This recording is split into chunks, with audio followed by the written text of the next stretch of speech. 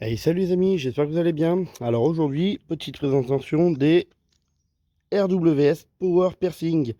Donc comme vous pouvez le voir, c'est une jolie petite boîte qui est emballée dans un packaging qui est pas courant.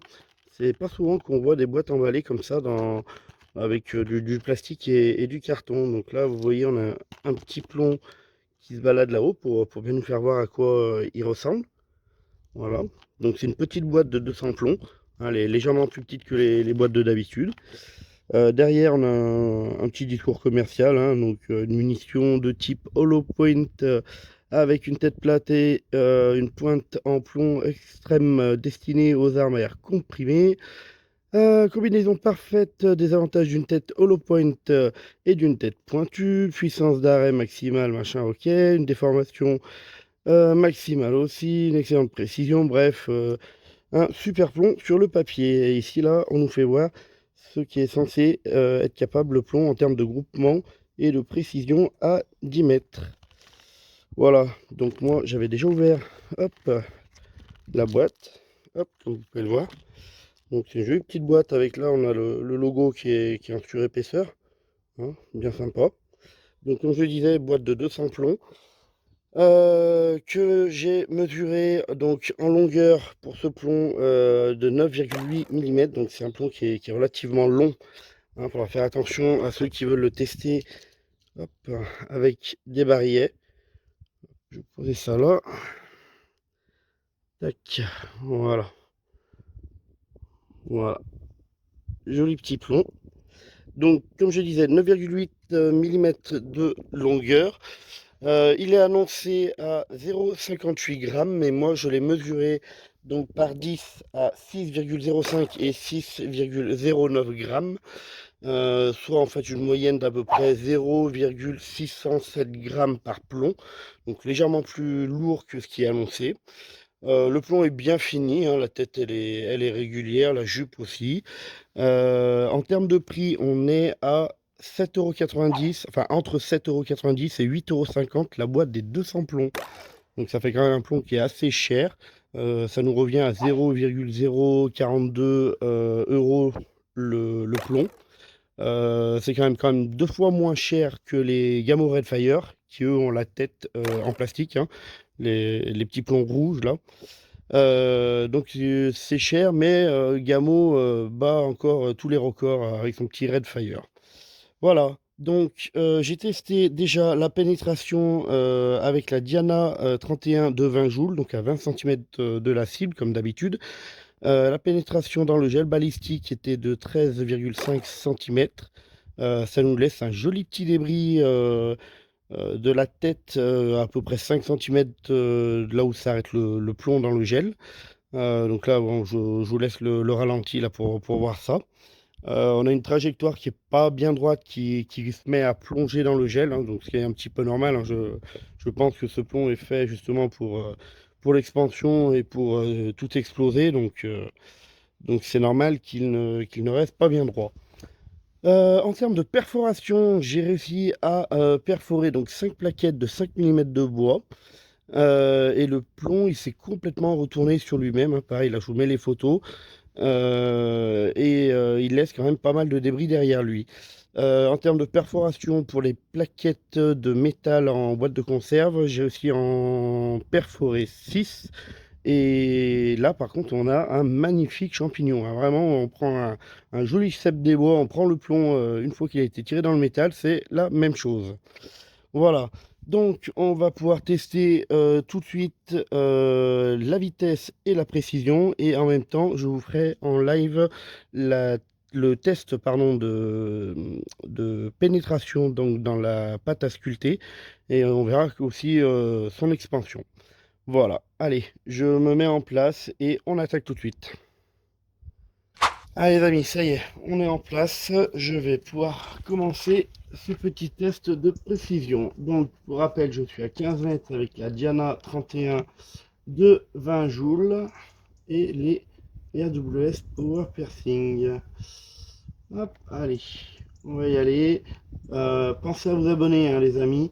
C'est super important pour la chaîne et pour vous aussi, hein, parce que plus vous êtes d'abonnés, plus je vais pouvoir faire les tests. Allez, c'est parti.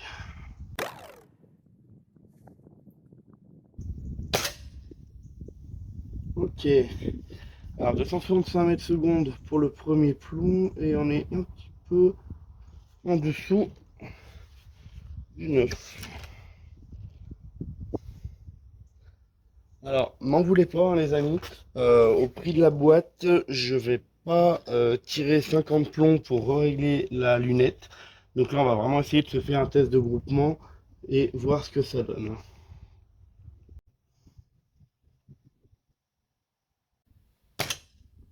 Oula, un petit peu plus haut, quasiment dans le 1000. 263 mètres, pardon, pour ce second plomb.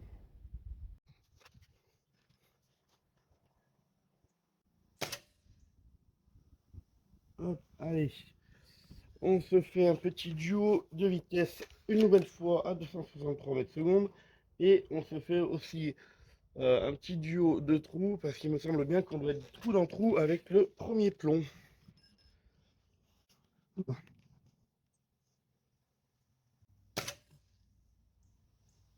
Ok. Allez, une troisième fois d'affilée avec la même vitesse. 263 mètres secondes. Et je crois qu'on a encore mis un plomb dans le même trou que le tout premier au début.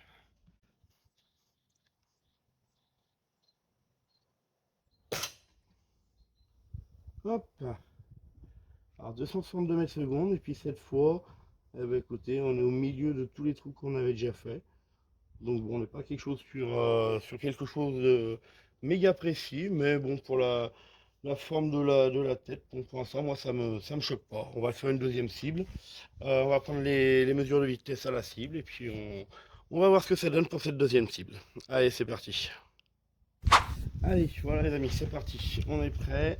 On va pouvoir mesurer la vitesse au niveau de la cible, et on va tester un petit peu cette précision.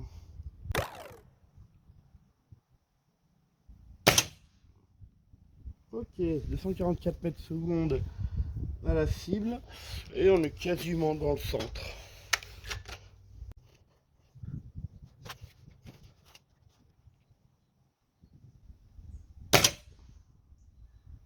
Ok, super, 245 mètres secondes pour ce second plomb. On se refait de nouveau un trou d'un trou. Donc c'est pas mal.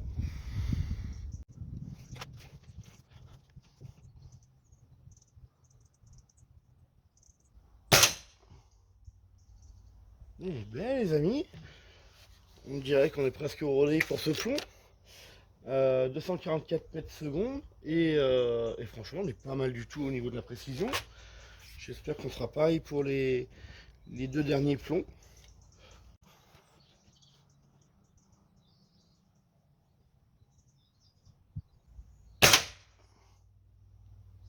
Oh non mais les amis, c'est incroyable.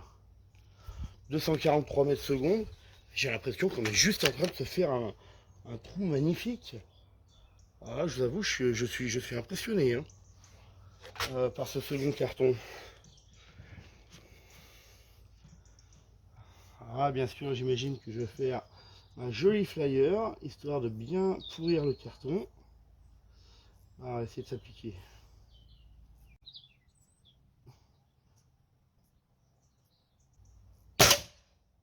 Ah! Eh bah oui, voilà, il fallait bien que je le tire en dehors du trou principal. Bon, bah écoutez, 245 mètres secondes quand même pour ce cinquième plomb de cette deuxième cible. Je vais aller chercher les cibles, mais franchement, je suis impressionné.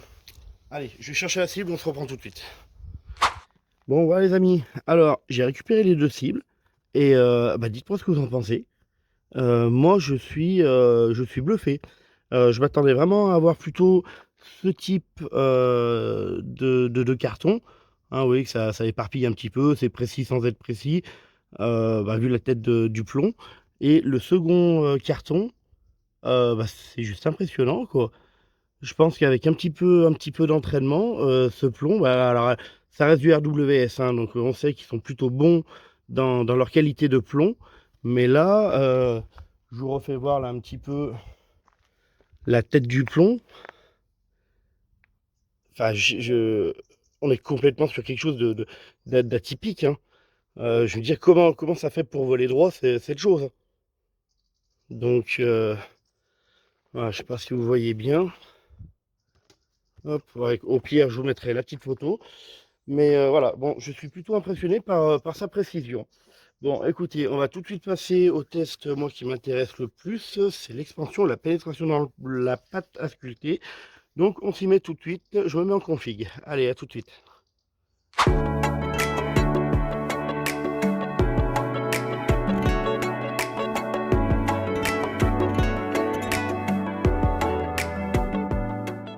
Ouais, les amis, alors j'ai fait le tir et franchement, je suis très content.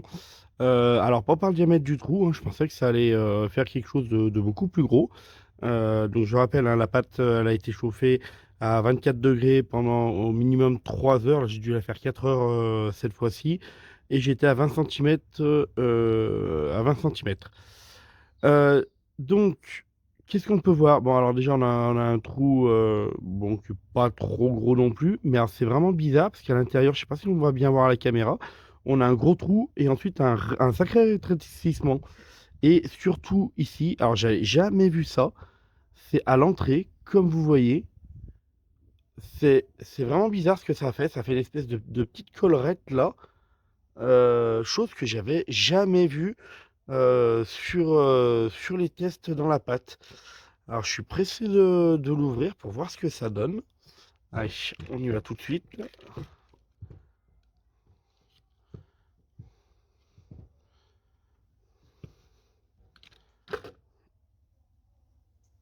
Hop là, parfait.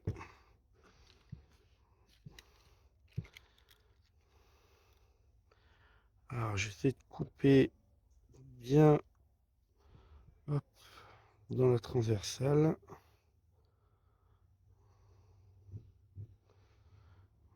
Hop là, comme ça.